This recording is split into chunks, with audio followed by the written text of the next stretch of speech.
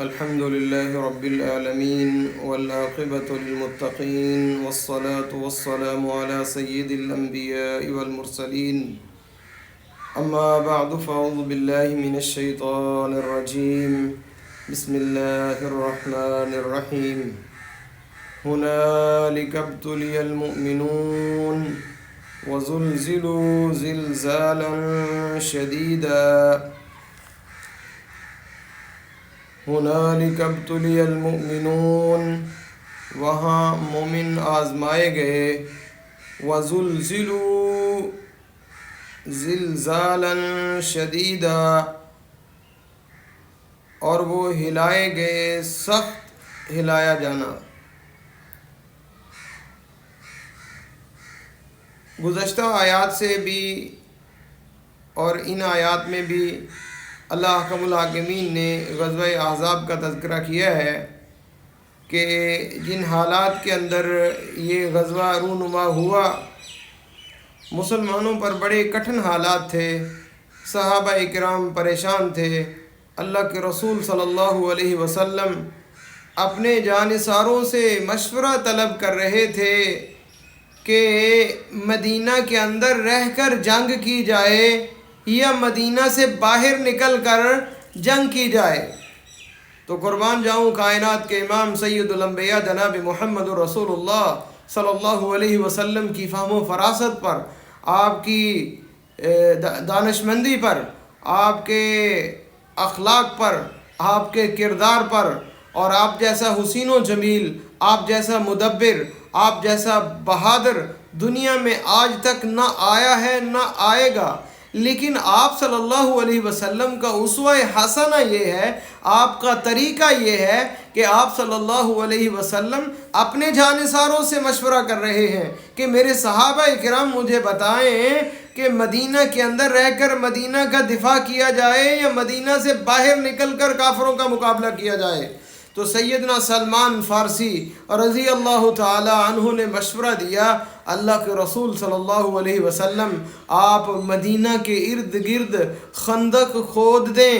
اور اتنی گہری خندق کھودیں کہ باہر سے آنے والے جتنے بھی کافروں کے لشکر ہیں، مدینہ پر چڑھائی کرنے کے لیے آئے ہیں، دور دور سے سفر کر کے آئے ہیں، اتنی گہری خندق کھود دی جائے کہ یہ اس خندق کو عبور نہ کر پائیں۔ تو اللہ کے رسول صلی اللہ علیہ وسلم نے سیدنا سلمان فارسی رضی اللہ تعالیٰ عنہ کے مشورے کو ایکسیپٹ کیا، قبول کیا، اور قرآن مجید میں بھی اللہ احکم الحاکمین نے کائنات کے امام جناب محمد صلی اللہ علیہ وسلم کو یہ حکم دیا ہے، وَشَاوِرْهُمْ فِي الْأَمْرِ فَإِذَا عَزَمْتَ فَتَوَكَّلْ عَلَى اللَّهِ۔ آپ اپنے صحابہ کرام سے، اپنے لوگوں سے مشورہ کریں، اور جب آپ ان سے مشاورت کریں، مشاورت میں خیر ہوتی ہے، اور جو آپ کو بہتر لگے آپ وہ کام کریں۔ تو اللہ کے رسول صلی اللہ علیہ وسلم نے صحابہ کرام سے مشورہ کرنے کے بعد مدینہ کے ارد گرد خندق کھود دی، اور یہاں تک کہ صحابہ کرام کو خندق کھودنے کے احکامات جاری کیے، اور آپ صلی اللہ علیہ وسلم خود خندق کھودنے میں بھی شریک ہوئے۔ حالات مالی لحاظ سے اتنے کمزور تھے کہ کھانے پینے کا سامان بھی اتنا وسیع تعداد میں نہیں تھا، اور صحابہ کرام کہتے ہیں تین دن تک ہماری زبان نے کھانے کی کوئی چیز تک نہیں چکھی۔ اور سیرت کی کتابوں میں لکھا ہے، کتب احادیث میں موجود ہیں کہ بھوک کی وجہ سے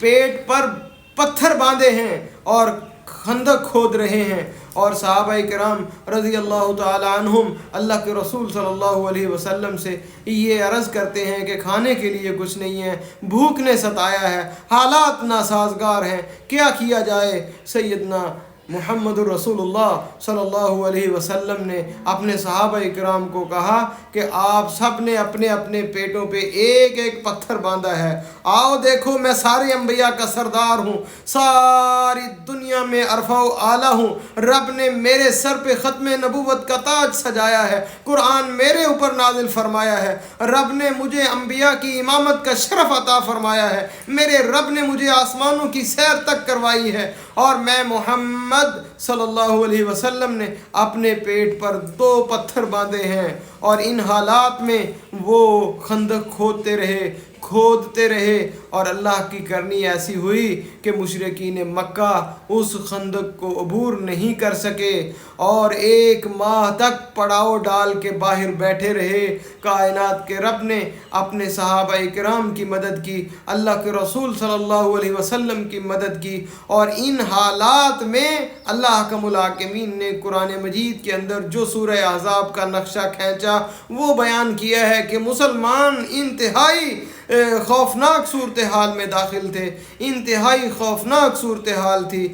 خوف کے بادل ان کے سروں پر منڈلا رہے تھے، بڑی عجیب و غریب صورتحال تھی۔ تو اللہ کا الحاکمین فرماتے ہنالک ابتلی المؤمنون، وہاں مومن آزمائے گئے۔ تو یہ رب نے پس منظر اس لیے بنایا، اس لیے یہ ساری صورتحال بنی، اللہ کا الحاکمین یہ جانچ، یہ دیکھ سکیں، یہ پرکھ سکیں کہ پکے اور سچے مومن کون ہیں اور جو کمزور دل ہیں ایمان والے ان کی صورتحال کیا ہے۔ اور یہاں کھرے اور کھوٹے کو فرق کرنے کے لیے رب نے یہ ساری صورتحال، یہ سارا واقعہ رونما ہوا، غزوہ احزاب ہوا، اور اللہ کا الحاکمین فرماتے ہیں ہنالک ابتلی المؤمنون، غزوہ احزاب کے موقع پر مومن وہاں آزمائے گئے، وزلزلوا زلزالا شدیدا، اور وہ ہلائے گئے سخت ہلایا جانا۔ اتنے حالات کے اندر اللہ کا الحاکمین نے کائنات کے امام سید الانبیاء جناب محمد صلی اللہ علیہ وسلم کو فتح سے ہمکنار فرمایا۔ میرے رب نے تیز آندھی چلائی اور اس آندھی نے مشرکین مکہ کے خیمے اکھاڑ دیے، سواریاں بکھر گئیں، برتن بکھر گئے، سارا نظام دھرم برم ہو گیا۔ میرے رب کی نصرت آئی اور اللہ نے مسلمانوں کو فتح عطا فرمائی اور کافروں کو شکست سے دوچار کیا، اور اللہ کا الحاکمین نے جو ثابت قدم رہے ان کی تعریف کی، ان کی تعریف میں قرآن مجید کو نازل فرمایا، اور جتنے بھی باہر کے دشمن تھے یا اندر کے دشمن یہودی ہوں یا منافقین ہوں یا وہ لوگ جنہوں نے بدعہدی کی، سارے کے سارے الگ ہو گئے، کھرے الگ، کھوٹے الگ، مومن الگ، منافق الگ، یہودی الگ، کافر الگ، اور جو بدعہدی کرنے والے یہودی ان کا بھی بالکل روز روشن کی طرح رستہ عیاں ہو گیا کہ یہ آپ کے ساتھ کھڑے ہیں یا باہر کے کافروں کے ساتھ کھڑے ہیں یا مشرکین کے ساتھ کھڑے ہیں یا منافقین کے ساتھ ملے ہوئے ہیں۔ تو یہ سارا پس منظر اللہ کا الحاکمین نے قرآن مجید میں بیان فرمایا ہے کہ جو اہل ایمان ہیں، مومن ہیں، پکے توحید پرست ہیں، وہ ہر وقت ہر میدان میں ثابت قدم رہتے ہیں، وہ کبھی بھی مایوسی والی بات نہیں کرتے۔ تو اللہ کا الحاکمین فرماتے ہیں جو پکے اور سچے مومن تھے وہ میدان جہاد میں وہ سیسا پلائی دیوار کی طرح کھڑے رہتے ہیں، وہ اللہ کے رسول صلی اللہ علیہ وسلم کے ساتھ قدم قدم ملا کر کھڑے ہوتے ہیں اور کافروں کا مقابلہ کرتے ہیں۔ آپ نے دیکھا نہیں غزوہ بدر کے اندر، احد کے اندر، احزاب کے اندر، فتح مکہ کے موقع پر، حنین میں، اور پھر غزوہ تبوک کے موقع پر، دیگر غزوات میں صحابہ کرام نے اللہ کے رسول صلی اللہ علیہ وسلم کی جان کی ایسے حفاظت کی کہ دنیا میں آج تک کوئی مثال نہیں ملتی جس طرح میرے صحابہ کرام نے کائنات کے امام سید الانبیاء جناب محمد رسول اللہ صلی اللہ علیہ وسلم کی جان کی حفاظت کی۔ آپ کی جان پر اپنی جان کو قربان کرنا سعادت سمجھتے تھے۔ بے شمار واقعات ہیں۔ اللہ کا الحاکمین نے یہاں اس آیت میں مومنوں کی صورتحال کا تذکرہ کیا ہے کہ ہنالک ابتلی المؤمنون، وہاں مومن آزمائے گئے، وزلزلوا زلزالا شدیدا، اور وہ سخت ہلائے گئے، سخت جھنجھوڑا گیا، سخت ہلایا گیا، سخت ان کو امتحان میں ڈالا گیا، اور جب رب نے امتحان میں ڈال کے ان کو کامیابی سے ہمکنار فرمایا، اللہ کا الحاکمین نے ایسے مومنوں کے بارے میں اللہ نے قرآن مجید کو نازل فرمایا۔ اللہ کا الحاکمین سے دعا ہے کہ اللہ ہمیں بھی مشکل حالات میں اسلام پر ثابت قدم رہنے کی توفیق عطا فرمائے۔ اللہ ہمیں زندہ رکھے تو ایمان کی حالت میں، اللہ موت دے تو ہمیں ایمان پر دے اور شہادت کی موت عطا فرمائے۔ والسلام علیکم ورحمۃ اللہ وبرکاتہ۔